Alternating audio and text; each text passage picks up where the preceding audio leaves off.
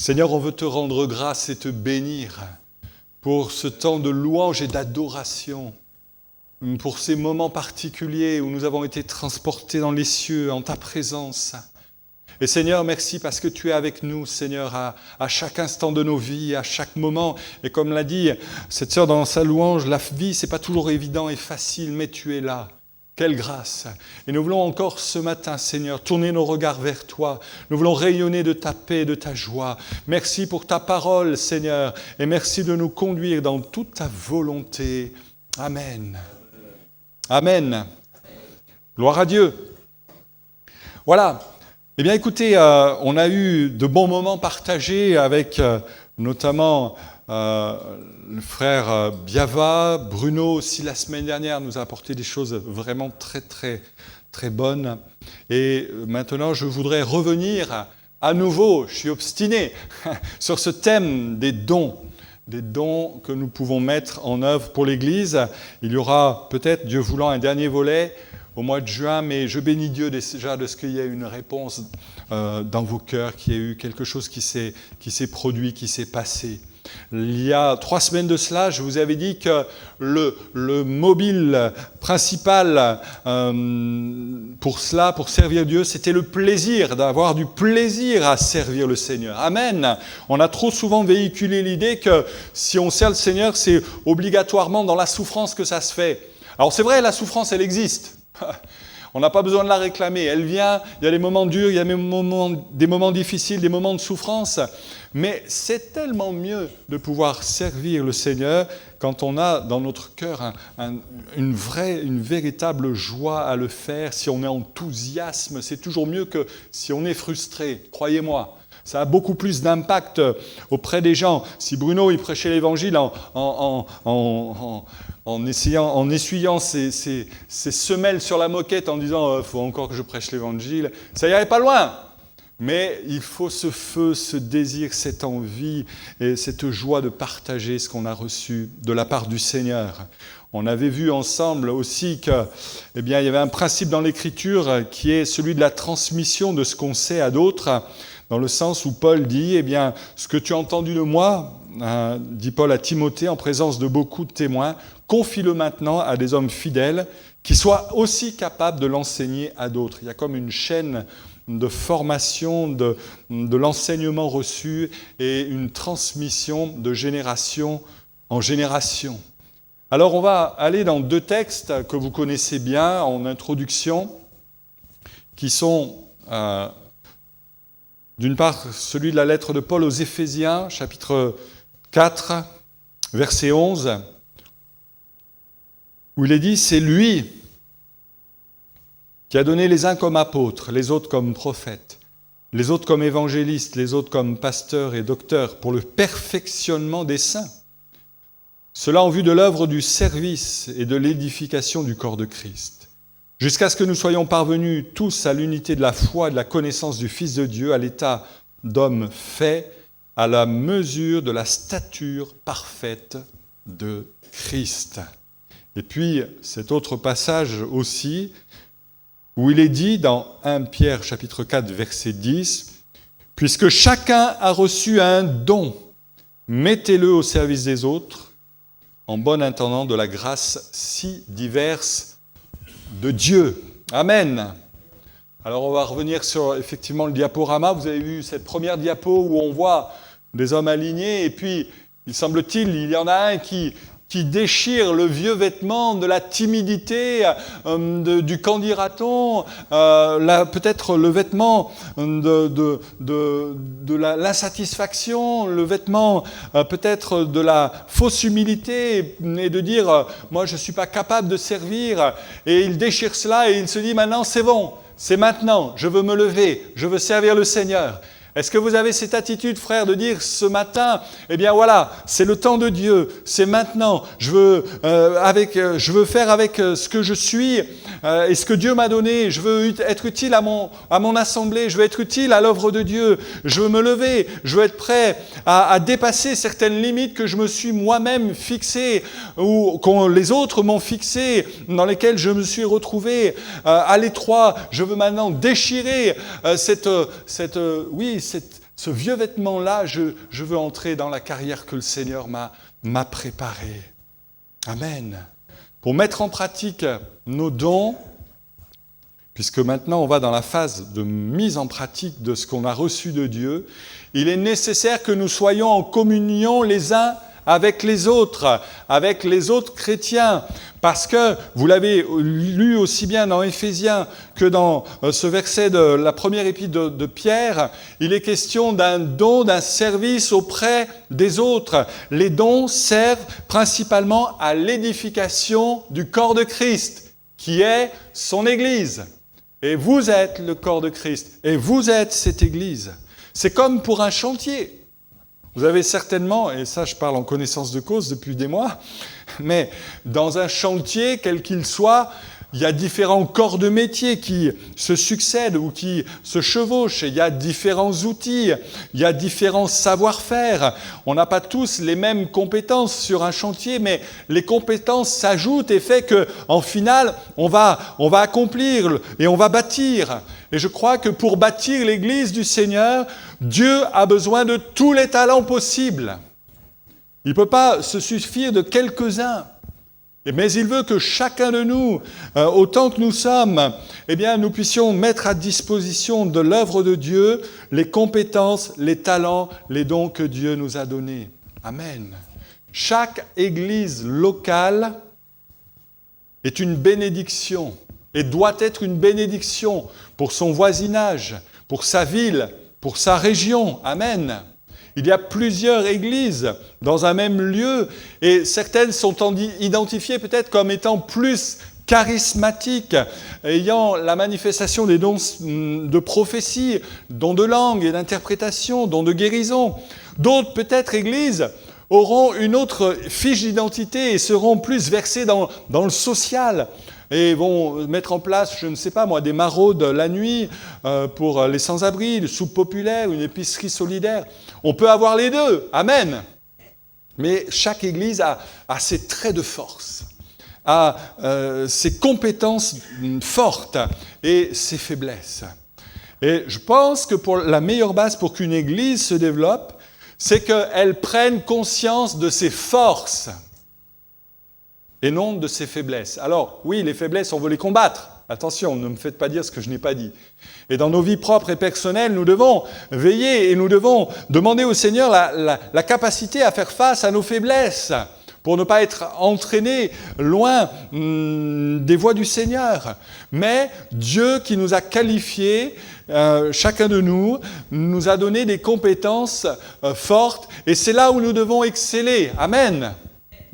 Une seule église locale ne peut pas, en effet, exceller dans tous les domaines. C'est impossible. On ne peut pas être excellent partout. Prenez par exemple l'exemple d'un décathlonien. Vous savez, celui qui, aux Jeux Olympiques, va s'attacher à pratiquer 10 disciplines. Vous savez que le meilleur actuel, puisque l'Américain a pris sa retraite, c'est un Français, Kevin Mayer. C'est lui le top au niveau du décathlon. Et ce décathlonien, il sait que dans certains concours, il sera meilleur que dans d'autres. Il sait que peut-être à la perche, il a des faiblesses, mais qu'il va se rattraper au saut en longueur. Et de la même manière, il va donc concentrer ses efforts pour avoir le plus de points et de bénéfices dans les matières où il est le meilleur, et puis éviter les catastrophes dans les autres. Je crois que ce qui est du judicieux, c'est de se concentrer sur vos points forts, afin d'obtenir peut-être un résultat, certes plus restreint, mais de meilleure qualité. Et ce que Dieu veut, c'est que nous entrions dans ce processus que pour mon Dieu, je ne veux pas me satisfaire de la moyenne, mais je veux l'excellence. Je vise à l'excellence. Les églises qui croissent aujourd'hui sont celles qui n'ont pas honte de revendiquer le fait de rechercher l'excellence pour Dieu. Dieu a été pour nous excellent dans le sens qu'il a donné, non pas la moindre des choses, mais il a donné son Fils unique, le meilleur. Ce qu'il avait de plus excellent pour nos vies. Et je crois qu'après avoir découvert votre don, on doit chercher à le mettre en pratique, tout simplement, de chercher quel est le domaine dans lequel votre don va être le plus utile. Autrement dit, de commencer à prier et à dire « Seigneur, j'ai besoin que tu m'aides à trouver le champ d'application de tel don que tu m'as accordé dans ta grâce.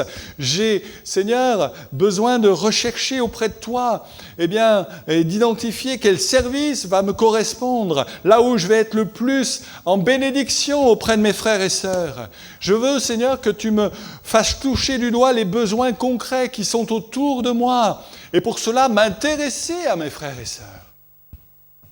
Si je n'ai pas intérêt à rencontrer mes bien-aimés, comment je vais pouvoir discerner quels sont les besoins et de pouvoir me présenter devant Dieu en disant « Seigneur, j'ai besoin de ta grâce ». Alors peut-être que c'est à nous aussi responsables et à moi, pasteur, de vous dire « bien voilà les besoins ». Par exemple, un groupe d'ados, tiens, parlons-en, les ados, on en a parlé tout à l'heure, les pré-ados, mais les ados, ils ont besoin d'être pris en main, amen. Ils sont parfois un peu paumés dans l'église, ils ne savent pas trop comment se situer. Voilà un besoin particulier. Si on apprend qu'autour de nous, il y a des chrétiens qui sont en lutte avec leur passé, qui sont en souffrance, en silence, qui s'isolent, qui se découragent, peut-être qu'il y a matière à dire « Seigneur, moi qui ai une capacité d'écoute et qui ai compris et saisi un petit peu comment fonctionne l'être humain et qui va me former à cela, peut-être pourrais-je, Seigneur, dans ta grâce, servir dans le cadre d'une relation d'aide, de pouvoir aider mon frère, ma sœur, à se relever, à être fortifié, encouragé. » Et ça, c'est la démarche qu'on doit tous avoir, honnêtement devant le Seigneur. Seigneur, montre-moi quel est le champ d'application du don que tu as mis à disposition de ma vie. Amen. Et puis, je crois qu'il est nécessaire aussi d'être assez concret et précis dans la manière dont on met en place les choses. Les dons et les services se complètent dans l'Église et c'est nécessaire parfois de mettre en place une sorte de cahier des charges du service. Cahier des charges concernant tel ou tel service. Et j'inviterai les responsables à y réfléchir. Ce n'est pas quelque chose que j'impose, mais pour lequel je vous invite à réfléchir en tout cas. Cahier des charges, c'est quoi ?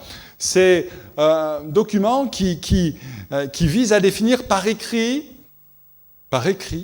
les conditions et l'implication d'un engagement de tel ou tel frère de l'Église dans ce service particulier. Donc, c'est par écrit le moyen de mettre les conditions et l'implication d'un engagement.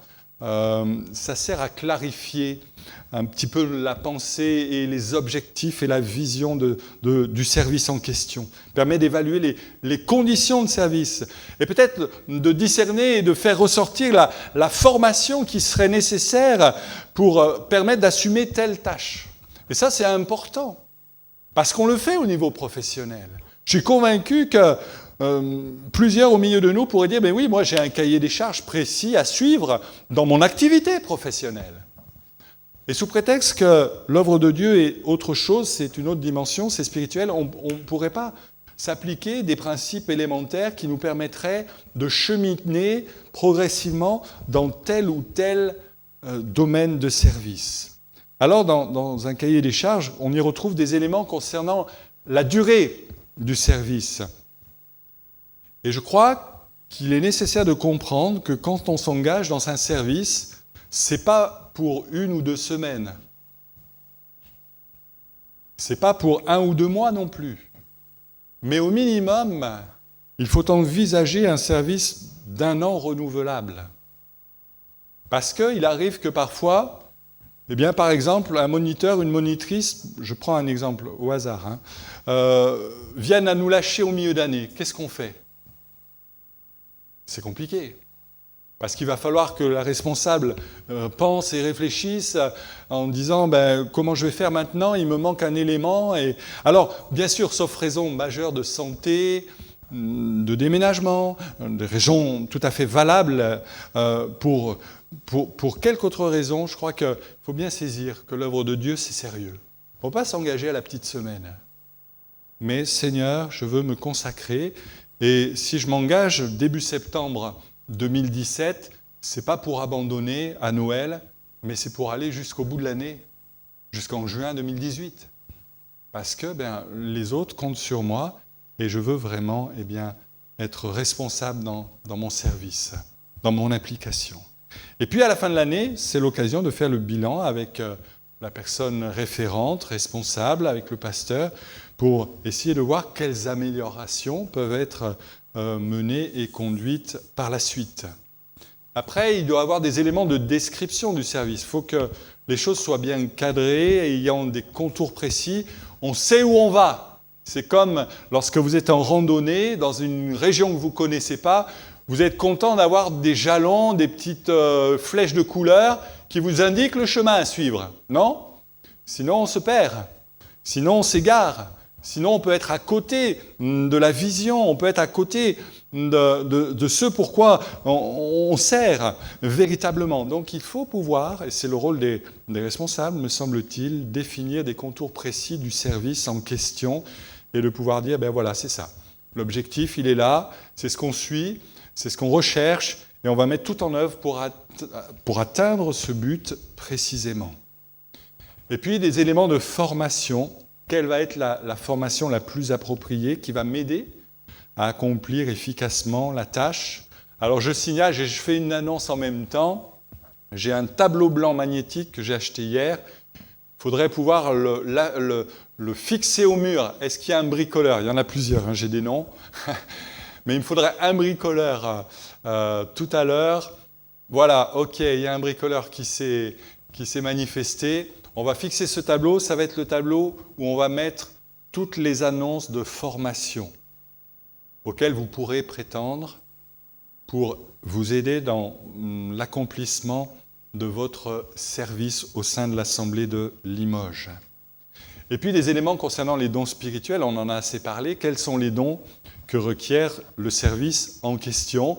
Si par exemple vous avez, je me tourne vers Catherine, le don pour le service du secrétariat, il vaut mieux avoir le don de savoir gérer des dossiers sans se mélanger les feuilles, un certain don d'organisation, d'accord ? Par exemple, et puis bien sûr une qualité qui n'est pas un don spirituel, de savoir garder les choses. Secrétariat, secret, c'est le même mot, c'est la même étymologie. Et c'est le cas avec Catherine. Donc elle a vraiment ce don. Elle est vraiment à sa place. Béni soit le Seigneur. Et puis, des notions de conditions, notamment en termes de temps et de disponibilité. Et souvent, c'est là où le bas blesse, où j'entends, pasteur, j'aimerais bien, mais j'ai pas le temps. Vous savez, on a du temps toujours pour les choses qu'on aime. On a toujours du temps pour les choses qu'on aime, qu'on affectionne. L'idée, ce n'est pas de savoir si j'ai du temps ou pas, c'est la question de mes priorités et qu'est-ce que je mets en premier. Si j'affectionne les choses de Dieu, les choses d'en haut, plutôt que celles d'en bas, peut-être que j'arriverai à dégager un petit peu de temps. Et puis, concernant la notion du temps, j'aimerais vous dire une chose, c'est que le temps, on n'est pas tous égaux devant le temps, c'est vrai. C'est vrai. Certains ont des vies qui seront plus courtes que d'autres. Ça ne nous appartient pas. Et on ne sait pas combien de temps il nous reste à partager ensemble sur la terre, les uns les autres. Mais une chose est sûre, le temps que je dispose et que je mets à profit pour l'œuvre de Dieu, à profit de mes frères et sœurs, c'est l'expression de mon amour, véritablement. C'est l'expression de mon amour. Si je prends du temps avec telle personne, si je sacrifie ce temps que je ne retrouverai jamais, on est d'accord, que je ne retrouverai pas, puisqu'il est parti, une fois qu'il s'est écoulé, il est parti, eh bien, ça signifie à cette personne qu'elle est suffisamment précieuse pour que je lui consacre de ce temps-là, et que je puisse m'approcher de lui, d'elle, et que je puisse partager des moments avec lui ou elle, de prière, de partage, de la parole ou quoi que ce soit. Le temps, c'est l'expression de votre amour. Et là où vous aimez, eh bien, là, vous avez du temps à disposition. Alors, peut-être revoyons nos priorités. Je sais qu'il y a des incontournables, on ne peut pas se soustraire de certaines choses qui nous prennent du temps. au plan professionnel, familial, mais il reste, je pense, une bulle de temps qu'on peut utiliser pour l'œuvre de Dieu aussi, également. Et puis, des notions donc de personnes référentes. En cas de difficulté, il faut toujours qu'il y ait une personne référente vers laquelle je pourrais m'adresser. Alors concrètement, ce cahier des charges, je l'ai traduit, j'ai pris par exemple comme un exemple concret pour vous rendre un petit peu les choses plus claires pour vous, plus limpides, le fait de diriger un groupe de maison. Prenons ce service. Diriger un groupe de maison. Alors, si on reprend un petit peu tout cela, pas forcément dans le même ordre, la description du service, les objectifs, c'est quoi? C'est d'édifier les croyants, peut-être. Si l'orientation du groupe de maison, c'est l'étude biblique avec les chrétiens, c'est peut-être aussi atteindre d'autres personnes pour les amener à la foi. Ça peut avoir ces deux objectifs ensemble. D'une part, amener les gens à la foi, d'autre part, édifier les croyants. Ça, c'est l'objectif, et il faut qu'il soit mentionné, noir sur blanc, pour que jamais on se dévie de cela et que la réunion de maison en question ne devienne pas, comme j'ai déjà eu l'occasion de voir par le passé, une réunion de rencontre de ménagères Tupperware où on prie 5 minutes et on discute pendant une demi-heure de la pluie et du beau temps. Si la chose est notée noir sur blanc, on reste fixé sur l'objectif et on n'en dévie pas. Et si on en dévie, on relit un petit peu ce qu'on avait écrit. Description des tâches, c'est élaborer un projet avec les responsables de l'Église, peut-être lire des ouvrages consacrés au thème des groupes de maison pour voir comment ça peut fonctionner un peu mieux. Et puis, toujours l'idée de former des co-responsables. Je suis responsable du groupe de maison, oui, mais je ne serai pas là éternellement sur Terre, et à un moment donné, il faudra que je passe le relais. Et déjà, je pense à la suite et à la formation de co-responsables. Ça, c'est la description un peu des tâches du dirigeant d'un groupe de maison. Et puis, il y a les personnes référentes, le pasteur de l'assemblée, responsable particulier, en responsabilité de l'ensemble des services. Et puis, peut-être un coordinateur de groupe de maison. Ici, nous l'avons, c'est Christian Pupille. Peut-être qu'il faudra avoir aussi à collaborer avec le responsable de l'évangélisation, dans le cas où il y ait des personnes nouvelles qui viennent au groupe. Vous voyez, de pouvoir identifier les personnes qui vont travailler en collaboration étroite avec le responsable du groupe de maison. Quel don spirituel? Un don d'accompagnement, certainement, de direction, puisqu'il s'agit de diriger des personnes dans un temps précis. Peut-être un don en rapport avec l'évangélisation, pour apporter une parole qui va amener les personnes à réfléchir concernant la croix, le don de Jésus, de sa vie. Peut-être un don d'enseignement aussi. D'autres conditions, on parle des conditions, mais aussi de ce qui nous concerne, de notre personnalité. Je pense que pour diriger un groupe de maison, toujours avec cet exemple, il faudrait une personnalité plutôt rayonnante et accueillante, facile avec la prise de contact avec d'autres personnes. Si vous êtes plutôt d'une humeur, et ce n'est pas coupable en soi, mais si vous êtes plutôt d'une nature plutôt réservée, introvertie, c'est peut-être pas nécessairement en direction d'un groupe de maison qu'il faudra s'orienter. Et puis, voir sur ce cahier des charges combien de temps ça va me prendre. Quelle quantité d'heures nécessaires chaque semaine pour cela, 2, 3, 5 heures, en comptant la préparation de la réunion.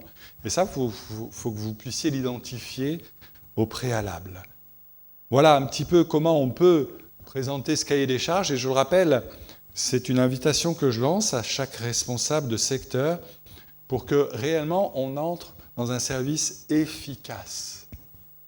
Efficace. Pleinement efficace. Le but des dons que Dieu accorde à l'Église, c'est justement l'édification de l'Église. On en a parlé. Vous savez que le mot don, ça vient d'un mot grec qui est le suivant, charisma.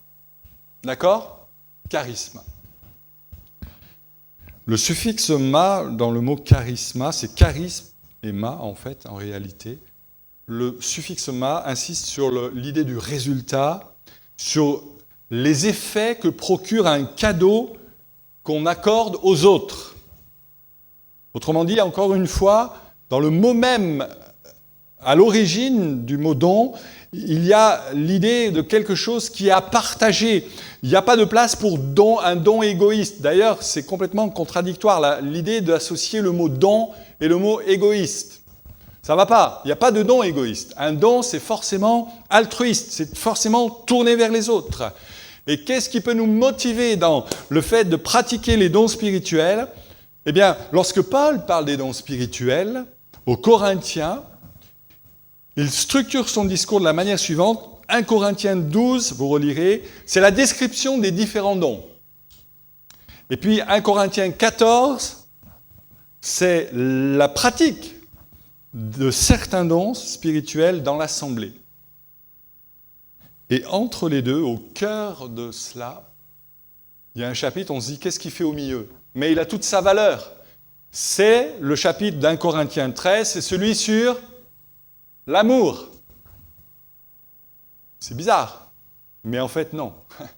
Parce que Paul est en train de dire, vous voulez manifester des dons spirituels, vous voulez mettre en œuvre ce que Dieu vous a donné par grâce au bénéfice des autres, vous ne pourrez le faire que si vous êtes pétris de mon amour.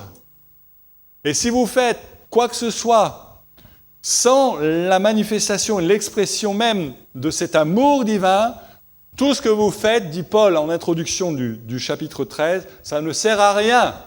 Je pourrais avoir le don de toutes les langues. Je pourrais vendre tous mes biens, dit Paul. Si je n'ai pas l'amour, c'est nul. Ça ne sert à rien.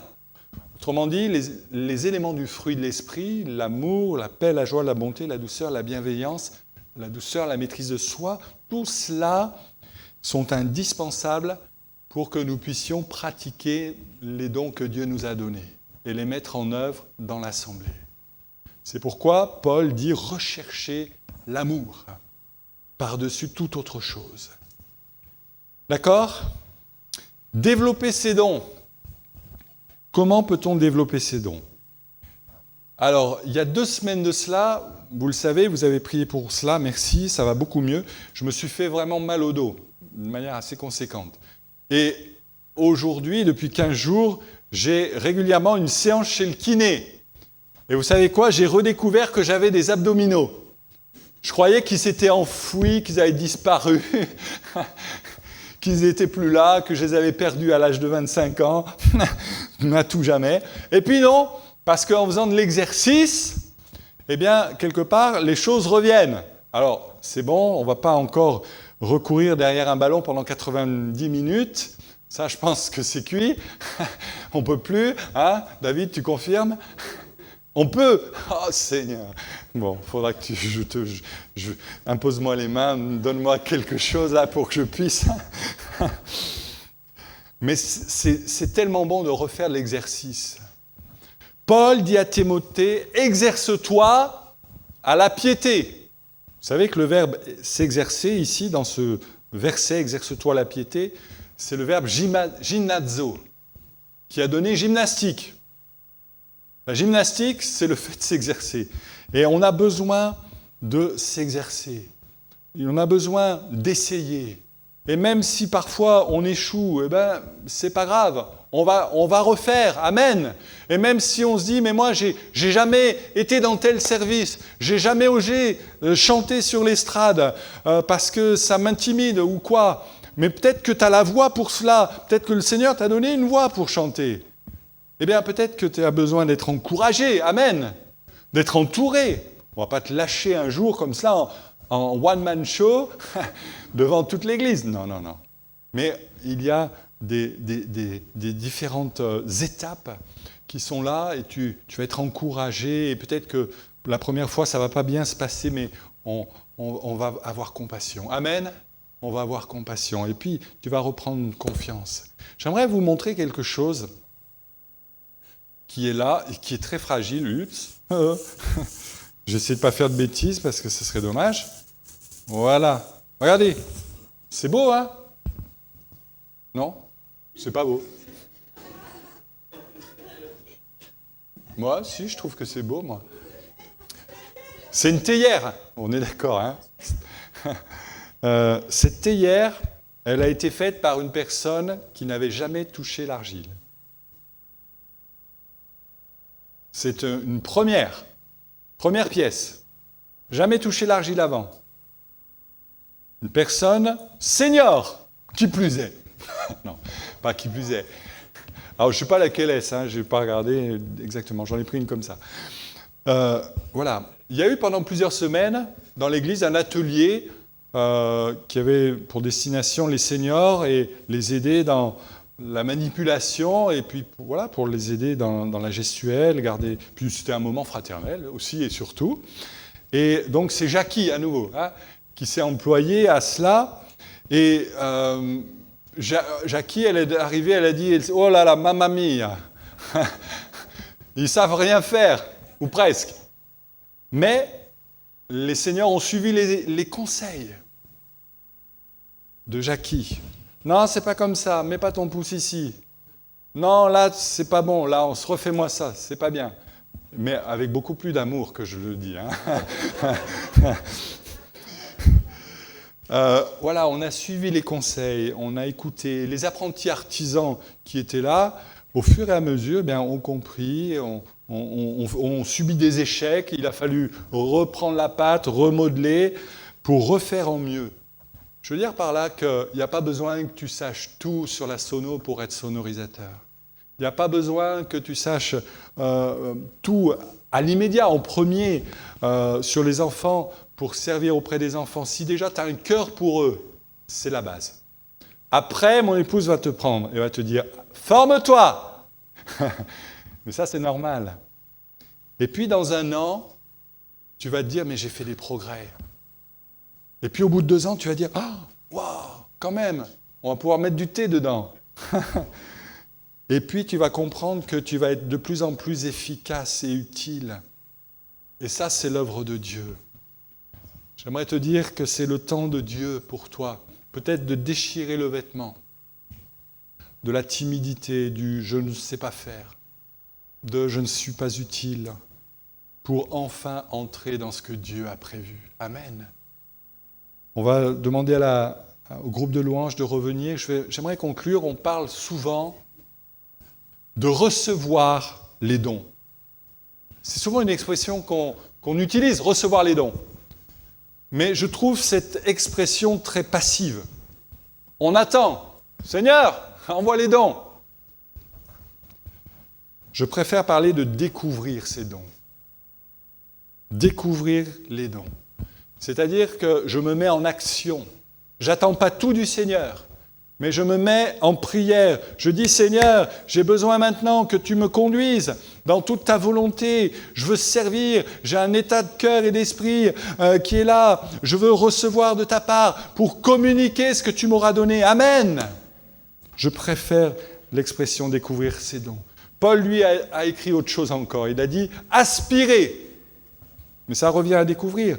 En tout cas, ça ne laisse pas toute la part à Dieu. Mais ça nous demande de manifester quelque chose. Et ce matin, peut-être que l'Église constate que dans certains domaines, nos capacités ne suffisent plus. Et on a besoin de revenir dans un état de cœur, de dire « Seigneur, nous nous attendons à toi et nous recherchons les dons que tu nous accorderas. Nous voulons voir ta gloire. » Peut-être que c'est le temps pour nous de se mettre en prière et de dire « Seigneur, accorde à chacun des membres qui constituent ton corps ici à Limoges, les talents, les capacités, les dons supplémentaires nécessaires pour que réellement nous puissions parvenir à la stature parfaite de Christ, que réellement nous puissions avoir des services où nous visons ensemble l'excellence, parce que tu es ce Dieu excellent pour nous. Amen. Et ça comporte et ça comprend toutes les générations, du plus jeune au plus âgé du milieu de nous.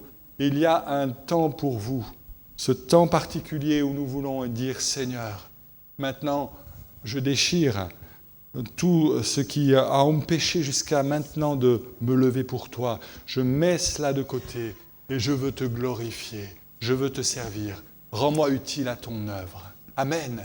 J'aimerais qu'on se lève ensemble, bien-aimés. Et j'aimerais que ce matin, nous puissions réaliser que Dieu nous accorde ses dons pour le perfectionnement des saints en vue du service, en vue d'être utile à l'œuvre de Dieu, non pas dans le but de rester prostré, de rester avec sa timidité, de rester avec sa nonchalance, mais de dire « Seigneur, maintenant je me lève pour toi. Je veux voir ta gloire. Manifeste-toi. Accorde-moi les dons les meilleurs pour te servir au sein de l'Église locale. » Amen. Seigneur, on veut te bénir ensemble.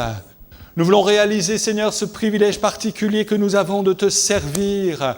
Nous voulons, Seigneur, ensemble te dire, nous voici devant toi. Et si tu as cette grâce, cette bonté de nous accorder ces dons, donne-nous la capacité de les utiliser de la meilleure manière. Nous ne voulons pas, Seigneur, nous réfugier derrière des prétextes en disant nous ne sommes pas capables, nous n'avons pas de temps à cela, mais nous voulons, Seigneur, réaliser que maintenant, c'est le temps pour nous de nous lever, de te servir, de glorifier ton nom. Ton Église, elle est belle, Seigneur, mais elle est belle dans le sens où il y a véritablement des hommes, des femmes en œuvre qui te cherchent, qui mettent à disposition ce qu'ils sont, ce qu'ils ont reçu de toi. Alors, Seigneur, bénis ton peuple, fortifie-le, encourage-le, Seigneur, et donne-lui de voir ta gloire. Nous voulons encore nous attendre à toi. Accorde les dons les meilleurs à chacun d'entre nous, Seigneur. Nous ne voulons pas être sur la touche,